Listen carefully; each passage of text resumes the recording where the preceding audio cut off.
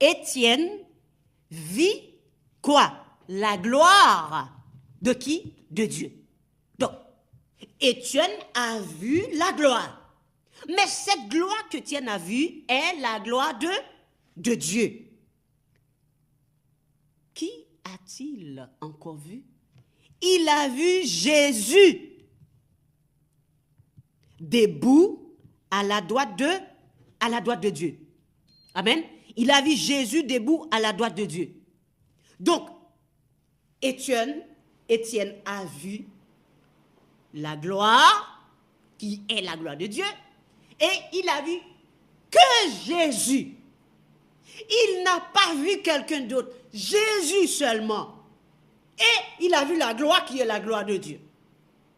Donc, il ne peut pas y avoir la gloire et qu'il y a Jésus pour que cette gloire revienne à quelqu'un d'autre qu'à Jésus seul.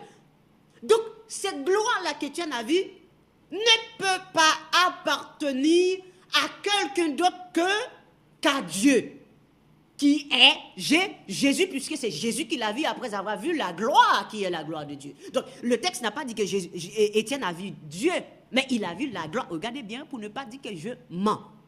Regardez bien, examinez. Il a vu, Étienne vit la gloire de Dieu. Le texte n'a pas dit qu'il a vu Dieu. Il a vu la gloire de Dieu. Et il a vu Jésus. Bien entendu, il a vu Jésus. Debout à la droite de Dieu. Mais écoutez bien, examinons, chers téléspectateurs, nous n'allons pas trop vite. Qu'est-ce que je vous avais dit dimanche dernier? Ne vous avais-je pas dit que la droite de Dieu était qui? C'était Jésus-Christ, n'est-ce pas? Vous vous en souvenez?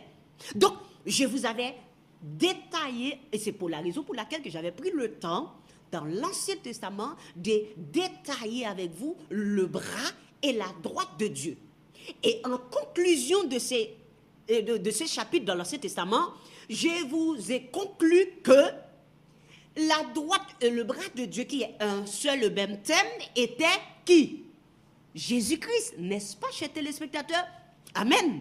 Donc, maintenant, le texte nous a dit que Jésus debout à la droite de Dieu. Donc, vous aviez vu, lorsque nous avons parlé de cela dimanche dernier, que la droite de Dieu symbolisait la puissance, l'autorité, la majesté.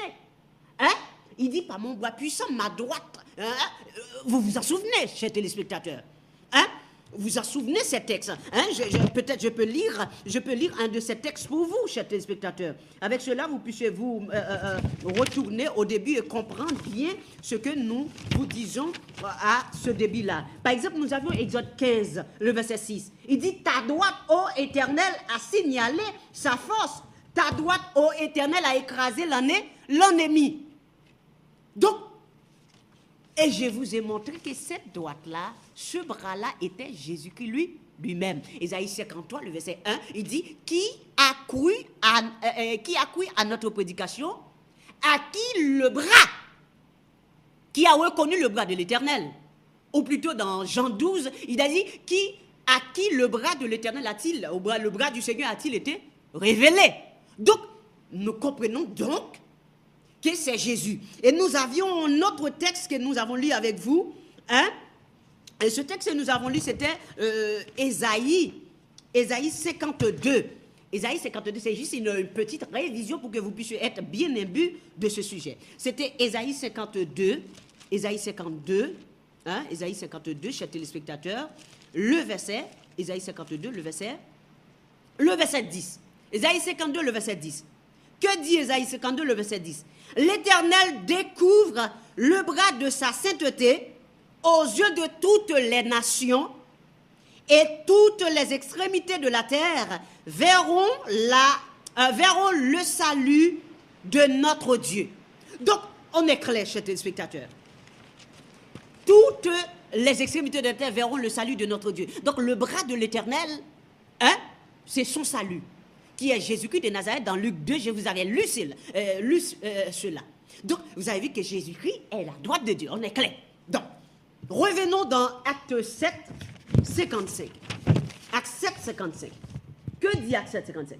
Jésus debout à la droite de Dieu. La fin de ce premier, du verset. Jésus debout à la droite de Dieu. Mais la droite de Dieu, c'est quoi? Bon, Psaume 118, hein? Recitons ensemble Psaume 118, le verset, hein? Le verset 15-16. Hein? La droite de l'Éternel est élevée, la droite de l'Éternel manifeste sa puissance. Hein? La droite de l'Éternel est élevée, la droite de l'Éternel manifeste sa puissance. Donc, on voit que la droite de l'Éternel est élevée, c'est sa puissance, c'est sa majesté, c'est son autorité, c'est son pouvoir. Donc, ici, on nous dit que Jésus debout à la droite de Dieu. Mais comment comprendre ceci, chers téléspectateurs? Jésus debout à la droite de Dieu. Mais est-ce que Jésus est debout et que Dieu est assis, ou Dieu est debout et que Jésus, qui n'est pas Dieu, se trouve à côté? Mais non. Pour que ça soit ainsi, il fallait que, chers téléspectateurs, la droite de Dieu symbolisait quelque chose d'autre, ou la droite de Dieu était quelqu'un d'autre. Mais puisque la droite de Dieu, nous avons étudié que la droite de Dieu était Jésus-Christ, le bras de Dieu était Jésus-Christ, donc Jésus à la droite de Dieu. Et nous avons découvert aussi que la droite de Dieu, c'était sa puissance, c'était lui-même. Donc Jésus à la droite de Dieu, donc la droite symbolisait puissance, autorité, majesté de Dieu, et sa divinité, sa perfection. Donc on peut comprendre que Jésus, la droite, puissance, hein? Jésus debout à la puissance de Dieu. Jésus debout à la gloire de Dieu. Jésus debout à la majesté de Dieu. Jésus debout, hein? Lui, en tant que le bras de Dieu. Vous voyez le mystère? En tant que le bras de Dieu, en tant que la droite de Dieu, donc il est debout à la droite de Dieu. Mais s'il est à la droite de Dieu, comment peut-il être debout à la droite de Dieu, chers téléspectateurs? Est-ce que vous comprenez? Parce que ce n'est pas une chose qu'on peut comprendre charnellement, chers téléspectateurs, mais c'est quelque chose que le Seigneur seul peut nous aider. Donc Jésus est debout à la droite de Dieu. Mais nous avons étudié la droite était Jésus lui-même. Mais comment peut-il être debout à la droite de Dieu encore? Donc nous allons comprendre. Nous allons comprendre. Regardons maintenant le verset 56. Le verset 56. Est-il dit, voici, je vois les cieux ouverts. Étienne qui dit, et le Fils de l'homme debout à la droite de Dieu. Donc il est clair maintenant. Étienne déclare clairement, il a vu que Jésus. Où? À la droite de Dieu. La droite de Dieu, c'était quoi? C'est Jésus-Christ lui-même. C'est Dieu lui-même. C'est le Père lui-même qui est Jésus-Christ, la droite de Dieu. Amen. Ésaïe 53, nous avons étudié cela. Donc, Jésus-Christ est debout à la droite de Dieu. Vous comprenez cela? Est-ce que vous pouvez former une phrase pour m'expliquer cela? Est-ce que cela n'est pas trop? Est-ce que cela n'a pas dépassé vos pensées? Bien sûr que oui, ça me dépasse. C'est ça Dieu, hein? Ce n'est rien d'autre, c'est Dieu ça. Parce que Dieu ne peut pas être au niveau de nos pensées. Dieu doit dépasser nos pensées parce qu'il est Dieu. Il n'est pas un homme, il est Dieu tout simplement. Donc, être à la droite de Dieu, Jésus-Christ est à la droite de Dieu. Donc, Jésus-Christ a tout le pouvoir en tant que Dieu. Et je vais vous montrer tout à l'heure. Tout à l'heure, je vais vous montrer. Je vais consulter avec vous le trône. Parce que je ne peux pas passer pour ne pas consulter le trône. On va jeter un coup d'œil sur le trône pour voir comment est formé ce trône. Et ce trône, combien de personnes se trouvent sur ce trône. Donc, avec cela, nous allons comprendre bien qui Étienne avait vu vraiment. Avait-il vu Dieu, Jésus? Non, non, non. Donc, nous allons voir cela. Alors, regardons maintenant dans Marc 16, le verset 19. Marc 16, le verset 19, il est écrit. Donc, n'oubliez pas, dans les versets précédents, nous avons vu que Jésus était debout. Le texte a dit, il a utilisé le terme debout à la droite de Dieu. Donc, il a tout le pouvoir. Et c'est un thème symbolique, vous comprenez, hein? La puissance, debout, à la droite de Dieu. Donc, ici, là, on nous dit assis. Hein? Le Seigneur, après leur avoir parlé, fut enlevé au ciel, Marc 16, 19, et il s'est assis à la droite de Dieu. Mais comment vous pouvez comprendre, il est allé au ciel, en tant que Dieu, hein, et nous savons qu'il est écrit dans 1 Corinthiens 8,6, il y a un seul Dieu, le Père. Ésaïe 9,5, Jésus-Christ est le Père éternel. Comment vous pouvez comprendre que Jésus-Christ est au ciel assis à côté de quelqu'un d'autre qui est Dieu, qui n'est pas Jésus? Or, sur le trône, regardons le trône, chers téléspectateurs. Apocalypse 4. Ouvrez vos Bibles. Apocalypse 4, nous allons examiner le trône par ces versets, Marc 16, le verset 19. Apocalypse 4, nous allons examiner le trône. Examinons le trône, chers téléspectateurs, examinons le trône. Donc, Apocalypse 4, nous allons lire le verset 1er jusqu'au verset 6 pour examiner le trône. Après cela, Apocalypse 4, le verset 1, après cela, je regardais et voici une porte était ouverte dans le ciel. La première voix que j'avais entendue, comme le son d'une trompette, et qui me parlait, dit, monte ici, et je te ferai voir ce qui doit t'arriver dans la suite. Le verset 2. Aussitôt, je fus ravi en esprit, et voici, il y avait un trône, chers téléspectateurs. Gravez ça, gravez cela dans votre tête. Un trône. Il y avait un trône dans le ciel. Et sur ce trône, on ne dit pas sur ces trônes, mais on dit sur ce trône. Quelqu'un. Le pluriel de quelqu'un, c'est quelques-uns. Donc, quelqu'un était assis. Aussitôt, je fus ravi en esprit. Amen. Et voici, il y avait un trône dans le ciel. Et sur ce trône, quelqu'un était assis. Donc, Jésus-Christ debout à la droite de Dieu. Est-ce que vous pouvez m'expliquer ça maintenant? Jésus-Christ debout à la droite de Dieu. Donc Dieu est assis et Jésus-Christ à côté de lui. Donc il y a un trône. Quelqu'un est assis. Donc on va voir, est-ce qu'il y a quelqu'un à côté de ce trône? Parce que peut-être que Jésus-Christ est à côté, ou bien Chita, ou bien il est assis au pied du trône. Donc, on va regarder, examinons le trône. Celui qui était assis avait l'aspect d'une pierre de jaspe et de sardoine. Donc, on n'a pas dit ceux qui étaient assis, mais on dit celui, le singulier. Donc, aspect de jaspe et de sardoine. Et, regardez dans le verset 3, on vous dit le trône. Donc, on parle du trône principal ici. On n'a pas dit les trônes, mais on dit le trône était environné d'un arc-en-ciel. Donc, le seul trône, ou le trône principal. Le trône était environné d'un arc-en-ciel, semblable à de l'émeraude. Autour du trône, je vis 24 trônes. Autour du trône principal, il a vu un trône dans le ciel. Autour de ce trône, sur ce trône d'abord, quelqu'un est assis. Autour de ce trône, il y a un arc-en-ciel qui environne ce trône sur lequel quelqu'un est assis. Et autour du trône encore, nous avons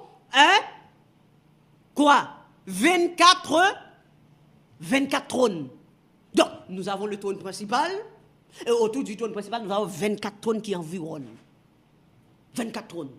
Et c'est la raison pour laquelle que je vous dis, dans le ciel, dans les cieux, les anges, les 24 vieillards, les 4 êtres vivants, ils font quoi? Ils adorent. Ils louent. Mais et nous sur terre, nous faisons quoi? Nous passons notre temps dans des distractions, à regarder des feuilletons. Ouais, c'est ça. Parce que, oui, c'est normal. Parce que nous ne sommes pas connectés. Dans le ciel, les 24 vieillards, ils se prosternent. Et nous faisons quoi? Nous faisons quoi? Nous vendons des CD. Nous utilisons Jésus-Christ. Nous faisons quoi? Nous insultons des gens. Nous faisons quoi? Nous volons des gens. Nous faisons quoi? Nous nous livrons à l'impudicité, à l'adultère sur la terre. C'est ce que nous faisons. Hein? Nous faisons quoi? Pas de charité, pas d'aide aux frères et aux sœurs. Hein? Nous cherchons notre intérêt. Mais dans le ciel, les 24 vieillards, ils font quoi? Ils adorent, ils louent, ils élèvent celui qui vit au siècle des siècles. Mais nous, quel est notre rôle? Nous devons faire quoi? Frère, je vous recommande par les compassions de Dieu. Prosternez-vous devant le trône. Le trône de Jésus-Christ de Nazareth, le seul vrai Dieu. Prosternez-vous devant lui. Adore celui qui est assis sur le trône. N'adore pas ceux qui sont assis sur le trône, mais adore celui qui est assis sur le trône. Donc, vous adorez celui qui est digne de louange quand vous adorez celui qui est assis sur le trône. Laissez les distractions, les feuilletons. Vous voyez pas? Hein? Les bouquins, des petits livres, des livres, rendormez-vous. Ce n'est pas des livres, réveillez-vous, mais c'est rendormez-vous. Hein? Vous passez votre temps à vous rendormir dans des bouquins. Vous passez votre temps à lire des livres, des hommes écrits, des hommes qui se prennent pour des hommes de Dieu. Hein? Mais vous ne lisez pas la Bible. Mais c'est normal, c'est l'objectif de Satan. L'objectif de Satan, c'est de vous éloigner de la Bible. Que vous ne lisez plus la Bible et que vous ne connaissez pas ce que Dieu dit. Et que vous écoutez les pensées, l'idéologie des hommes. Mais je vous recommande par les compassions de Dieu. Lisez la Bible. Vous n'avez pas d'autre livre à lire que la Bible et jour et nuit, s'il vous plaît. Prosternez-vous. Prosternons-nous devant le trône. Adorons celui qui vit au siècle des siècles. Parce qu'il est digne. Il est le seul qui est assis sur ce trône. Il n'y a pas un autre. Hein? Je l'aime. Hein? Il nous a donné la vie. Il est venu, il a laissé le trône. Il a quitté le trône. Hein? Il est venu, né, hein? Cher pour nous donner la vie. Hein? Il nous a donné la vie parce qu'il avait besoin de la clé de la mort et du séjour des morts. Hein? Il a pris la clé. Il a pris la clé du séjour des morts et de la mort. Il est remonté au ciel, il est assis, il est à la droite de Dieu avec puissance, autorité, et maintenant il gouverne. On l'adore, on l'adore, on l'adore, parce qu'il est Dieu, il est réellement Dieu, on l'adore, il est assis, il est remonté, il est remonté. Regardez un texte, je reviens tout de suite sur le trône, regardez un texte dans Apocalypse 19, quand je vous dis qu'il est remonté au ciel, Apocalypse 19, le verset 6, regardez bien, Apocalypse 19, 6, il dit, et j'entendis comme une voix d'une foule nombreuse, comme un bruit de gros eaux et comme un bruit de fort tonnerre, en disant, Alléluia, Alléluia, car le Seigneur notre Dieu Tout-Puissant est entré dans son règne. Il est entré dans son règne. Il a pris la clé de la mort, du séjour des morts, et il est entré dans son règne. Voilà pourquoi je l'aime. Pourquoi ne pas l'adorer? Pourquoi ne pas prosterner? Pourquoi ne pas parler de lui? Pourquoi ne pas dénoncer les œuvres fructueuses des ténèbres pour restaurer la sainteté, pour restaurer l'honnêteté, pour restaurer la sanctification, pour restaurer l'église sanctifiée, purifiée, pour restaurer l'église qui est à l'hôpital, les prisons, dans les rues, qui apporte des nourritures aux ceux qui en ont besoin, qui aident le frère, qui partagent avec eux, qui ne cherchent pas leur propre intérêt. Pourquoi ne pas l'adorer? Pourquoi ne pas l'adorer, chers téléspectateurs? Donc, le Seigneur, notre Dieu, est entré dans son règne. Alléluia! Il est entré dans son règne. Et c'est pourquoi on dit, il est assis à la droite de Dieu. Mais si Jésus qui n'est pas Dieu, le Dieu Tout-Puissant, où est-ce que le Dieu Tout-Puissant était? Il est entré dans son règne. Hein? Posez-vous la question, vous pouvez vous poser une question ici, là. Hein? Parce qu'on dit, car le Seigneur, notre Dieu Tout-Puissant, est entré dans son règne. Apocalypse 19, le verset 6. Donc, où était-il? Si ce n'est pas Jésus-Christ qui est le Dieu Tout-Puissant,